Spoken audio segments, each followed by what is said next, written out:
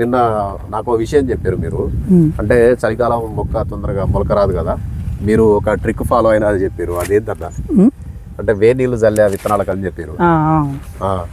ఈ ఒడ్లు ఈ చలి కొట్టి మొలక శాతం తొందరగా రాదు. దానివల్ల మనం ఫస్ట్ గింజలు ఎప్పుడైతే తెచ్చుకుంటాం 1-2 రోజులు ఎండ పోసుకోవాలి.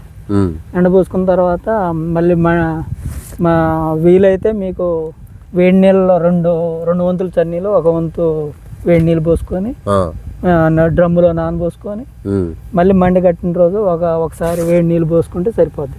తొందరగా మొలక వస్తుంది. తొందరగా 4వ రోజు 5వ రోజు వచ్చాయి. అన్ని ఇట్లా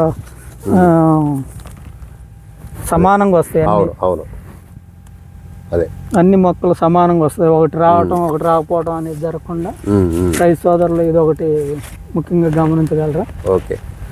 ఇంకొకటి, ఇప్పుడు ఈ విధంగా విత్తనాలు మొలకొచ్చినాయి కాబట్టి మనం ఈ కలుపు మందు చల్లినా కానీ దీనికి ఏ ఇబ్బంది ఉండదండి. ఇవన్నీ కూడా మళ్ళీ మంచిగా మొలకలు, అంటే మనకు మంచిగా మొలకెత్తడానికి వేరు వ్యవస్థ అనేది కూడా వీటికి మంచిగా వస్తుంది. వీటిల్లో కనుక ఏదన్నా మొలకెత్తని గింజ ఉంటే అది రాదండి. దానివల్ల రైతుకు నష్టమేం జరగదు.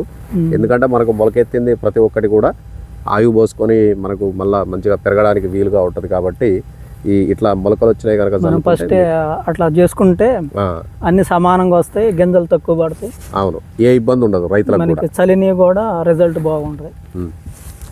ఇది ఇప్పుడు విత్తనాలు